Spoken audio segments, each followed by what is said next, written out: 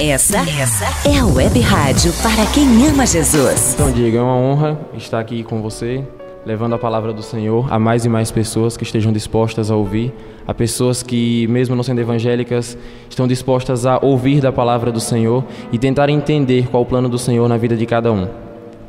Como estávamos comentando mais cedo, hoje houve um evento na Assembleia, um evento de missão, e eu, como agente de missão, estava ali marcando presença.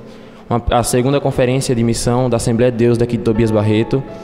Tivemos a participação especial da Igreja Congregacional, com uma peça teatral muito linda, muito bênção, e foi me dada uma oportunidade para falar sobre um pouco de missão, um testemunho pequeno, coisas pequenas que acontecem em nossa vida, só que para quem está fora é pequena, mas para nós não é de forma alguma pequeno. Então a irmã Patrícia sugeriu que eu levasse um testemunho, e o que eu disse para ela que eu falaria ali, ela ficou meio receosa. Será que as pessoas não acharão estranho o fato de ser um testemunho de certa forma pesado para aqueles que não conhecem, ou para aqueles que estão ali apenas para dar alfinetadas que existem em todo lugar? E aí eu disse, não, Patrícia, se a essência do Evangelho é a transparência, então que levemos toda e qualquer palavra que seja vinda do Senhor, toda e qualquer transformação que o Senhor tenha feito em nossa vida. E aí eu estava comentando que logo quando eu me converti, uma das coisas mais difíceis para mim era participar de um culto de missão. Eu achava algo extremamente estranho. O culto de missão, rapaz, vão falar sobre pessoas que eu não conheço e vão pedir dinheiro que eu não tenho para doar aquelas pessoas. Então eu disse assim, eu acho que eu vou procurar a Patrícia, vou saber qual a programação de missão, e através daí eu não participo dos cultos. Uma vez por mês eu falto ao culto, que será o de missão, e não terei problema nenhum, porque eu não me chatearei, não ficarei estressado ali, sentado, entediado naquele culto. E eu sempre muito próximo de uma irmã ali chamada Elisa, e a irmã Elisa, agente de missão, acabou me trazendo a notícia de que eu havia sido escolhido ali pelo pastor para ser o novo agente de missão da igreja, da secretaria de missão que estava sendo fundada pelo pastor Adenilson, que é o pastor que está há pouco tempo. Então aquilo veio na minha mente, Senhor, mas o que é que eu vou fazer agora se eu não tenho um amor por missão, se eu não tenho um amor determinado por pessoas que eu não conheço? E aí foi quando veio na mente que pregar o Evangelho, que sentir a Cristo, não é amar simplesmente aqueles que estão à nossa volta, porque amar quem está à volta até pessoas ruins amam. Qualquer pessoa pode amar o seu irmão de sangue, qualquer pessoa pode amar a sua mãe, seus parentes, mas é aquela questão, e amar quem você não conhece, e amar pessoas que vivem distante, que sequer sabem que você existe, que sequer falam a sua língua.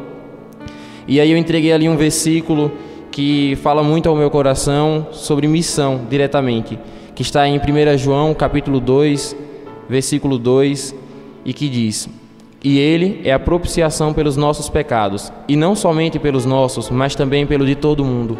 Ou seja, Cristo não morreu apenas por alguns, Cristo não morreu por um pequeno grupo de pessoas, Ele morreu por todos. Independentemente do que as pessoas pensem lá fora, que você não pode ser transformado, ou que alguém não pode ser mudado, pode sim. Todos podem ser mudados. Quantos e quantos testemunhos nós temos de pessoas que viviam largadas e que hoje têm uma vida junto ao Evangelho, pessoas que eram usuários, dependentes químicos e hoje são grandes pregadores, pessoas que se prostituíam e hoje levam a palavras a outras pessoas, pessoas que entram em favelas, em bocas de fumo, para levar a essência do amor de Cristo, o sentido pelo qual o Senhor foi crucificado, o sentido pelo qual Ele se deu como um cordeiro sem mácula, sem mancha nenhuma, um cordeiro perfeito, e morreu sem ter pecado algum por cada um de nós, que mesmo não merecendo, Ele nos ama. Ele ama a cada um, e esse foi o intuito dele para cada um, morrer para todos e não para alguns. E cabe a cada um de nós aceitar esse sacrifício, aceitar o sacrifício como a nossa salvação, porque é isso que esse sacrifício mostra, a salvação de cada um.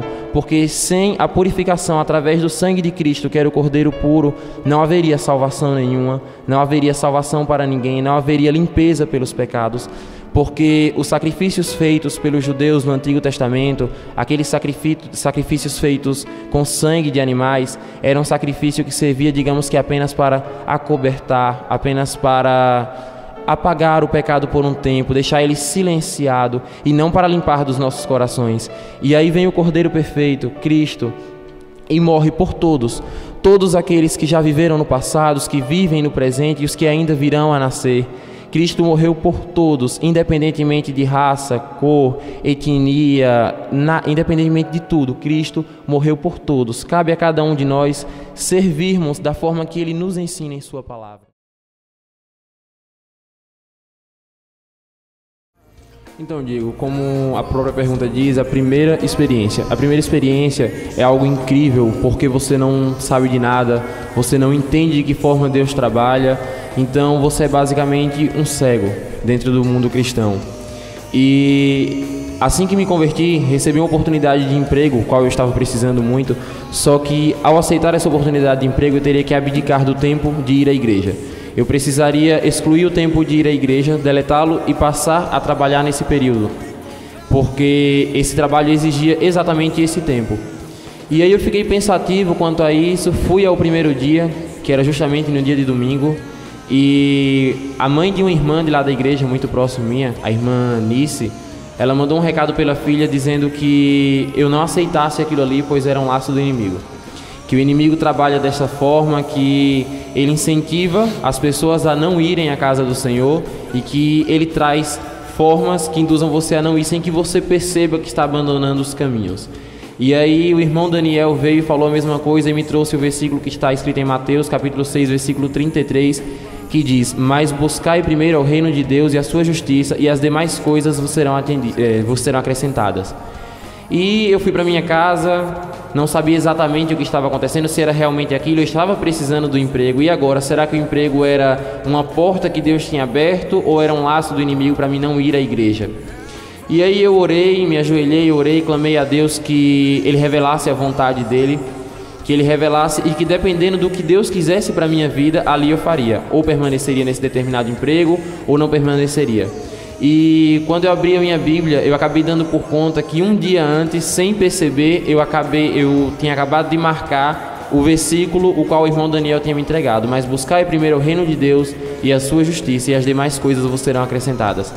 Foi a primeira vez que eu senti, depois de convertido já, que realmente Deus estava me tocando, que realmente Ele estava mostrando onde Ele queria que eu estivesse, onde Ele queria e como Ele queria que eu estivesse, que era prostrado diante dEle, fazendo a vontade dEle. E é aí que eu estou, e é o que estamos fazendo nos dias de hoje, pretendendo fazer até a volta do Senhor, até o dia que Ele me chamar. Para essa pergunta eu usarei dois versículos que estão no Salmo 71, o versículo 14 e o 15, parte A, somente.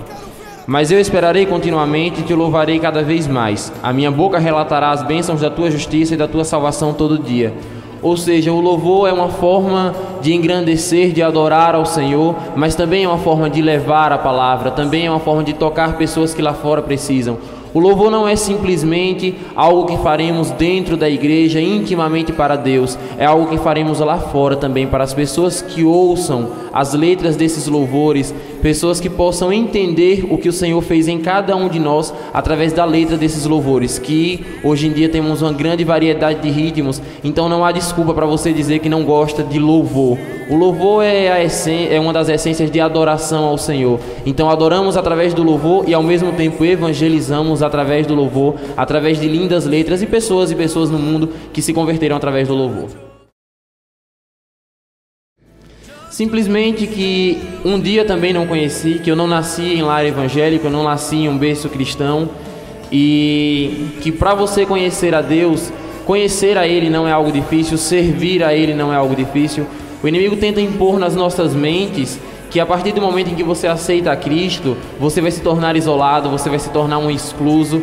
E uma vez, uma pessoa chegou a perguntar para mim se eu, por ser evangélico, poderia ir para o parque. É uma coisa meio sem noção, meio sem sentido. O cristão, ele se diverte sim. O cristão, ele tem as suas festas, ele tem a forma de se divertir. E o mais incrível é que toda a diversão feita por as pessoas que aceitam Jesus é uma diversão pura, é uma diversão sadia, que não contamina o coração de ninguém. E você nunca ouve falar que alguém morreu em uma festa evangélica, que alguém levou um tiro e por isso está internado porque estava dentro de uma igreja ou algo do tipo. Então eu acho que o conhecer a Deus, primeiramente você deve fazer acredito que você deve fazer o que eu fiz, que é se ajoelhar dentro do seu quarto, fechar os seus olhos somente perante a Ele.